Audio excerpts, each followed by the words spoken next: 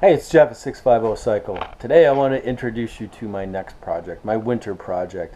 It is a 1980 Yamaha XS400. This is the one that I will be building. I'm going to talk about this one, tell you what I got going on here, what this one is, a little bit about that. Up until this point, I have been doing like revivals, getting a bike and getting it going and then selling it. And last winter, I actually took two of these and made one. It's a Kawasaki LTD 440. This was I'm going to call it a resto revival, where I took it apart, I cleaned, polished, and painted everything that needed done on it. It's a pretty nice bike when I got done. It's not perfect, but it's a pretty nice bike, and it rides pretty good. And it was a fun project to do, and that's kind of where I'm at with this. I could keep doing those, but I kind of want to expand on my knowledge and ability to do things. I've never been much of a fabricator, and so I just feel like I'm at that point where I need to do a little bit more than that. Even though I like doing that, there's more. There's more that I want to do, and that is to build a bike. So let me take you through this bike that I've got to build. I picked this bike up this spring. The guy I got it from, him and his buddies had built an XS400 cafe style, and this was what was left, and I got a few parts with it. It does have a 2-into-1 exhaust, which is kind of cool. But there was some stuff missing off of the wiring harness. It does have the carburetors, which is cool. But that stuff that's on the wiring harness, the ECU, ECM, whatever it's called, and the voltage regulator and blinkers, well, there's a bunch of stuff missing. And the harness itself doesn't look all that great. Got pricing that stuff out, and it was like, okay, I'm going to spend this much on parts. And then I found this bike for about what I would have spent on the parts. And I got the whole bike. It has what was missing on it. So I got a whole bike for parts for that. So super stoked about that. It's pretty cool. I'm not going to use either one of these motors. I've got an 80 XS400 motor over in the corner that I got. I believe it's only got like 8,000 miles on it. I've done compression check on it. It rolls over. I know it's going to be a pretty good motor, although all three of them are probably good motors. They just need cleaned up and gone through a little bit. The other interesting thing about this one is that the bars that are on it, I originally thought were just like clamp-on bars. And I got looking at it, was like, that doesn't look like a front end from an XS400. And I did check, and these are about a 40 millimeter fork as opposed to like a 34 millimeter on a stock 400.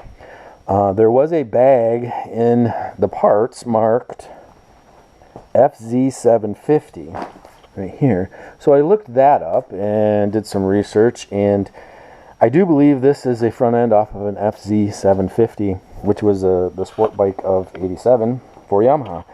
The nice thing is that it has the capability, and I have both calipers, it has the capability to run twin caliper front end, but not with this rim. This is an 18-inch rim on the 400. It's a stock 400, and it's not drilled on this side to accept this rotor. But an XS750 is, and an XS750 actually did run twin calipers on it. And I have two XS750 rims. So I will be putting an XS750 rim on here. It's a 19-inch rim. So I'm going to try to use that and the calipers so that I have a twin caliper front end set up. Now I realize this isn't a heavy bike. I'm not going to be getting a lot of speed with it. But I like to stop. When I apply that front brake, I like to stop. And twin calipers are going to do that for me and do it very nicely. I'm going to try to get that incorporated in here. I also have some XS750 rear shocks right there that I'm going to put on here. I think the difference is those are just a little bit taller, but I think the main thing is those probably have a heavier rate spring on them for a little bit more weight. So it's a little stiffer suspension for me. I'm probably way more than what this bike was designed for. So there we go. As I said, my fabrication skills are not fantastic. My paint and body skills are very poor at best. Usually I just spray paint stuff. I have tried with a regular air sprayer hooked up to the air compressor at times, and I get the paint on there, and that's about as good as it gets. So that is an area that I want to try to get a little bit better at.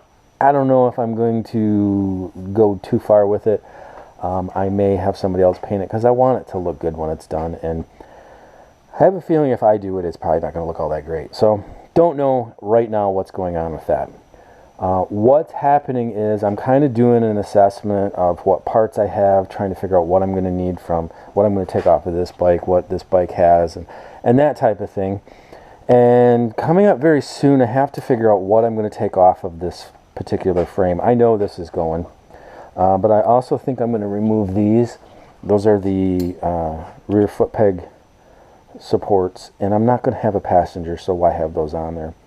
And then I got to go through and all the little tabs that I don't need, like these. I don't think I'm going to run a side cover, so I want those to come off. So I have to figure out what's going to be on there and needs to stay and what's going to have to come off.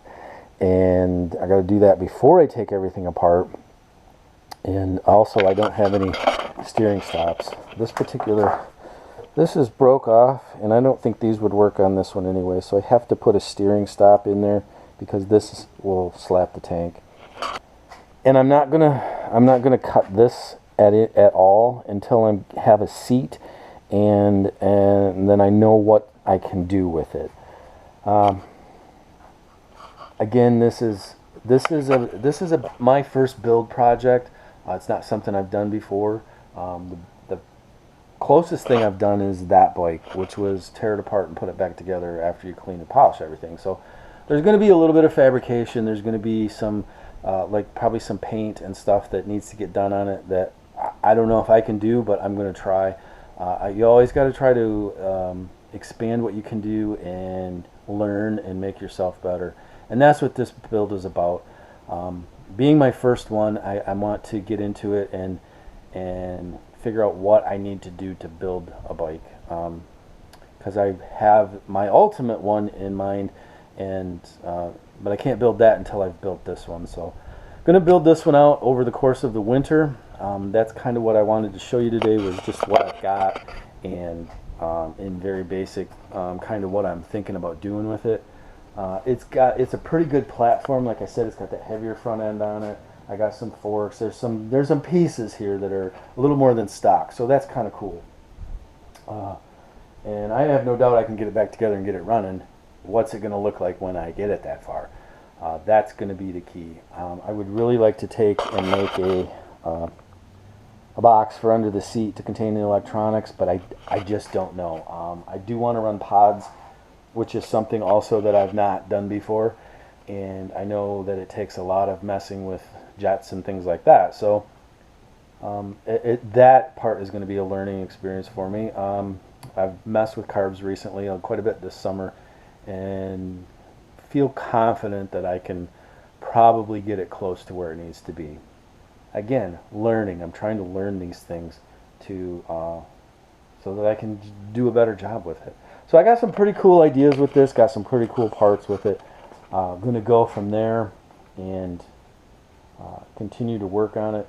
It's probably going to be another month and a half before I can do any more work, any more extensive work. So it's probably going to be a while before I get another video around, and at that point there's probably going to be a lot of differences in these that you see. So that's where I'm working with this project.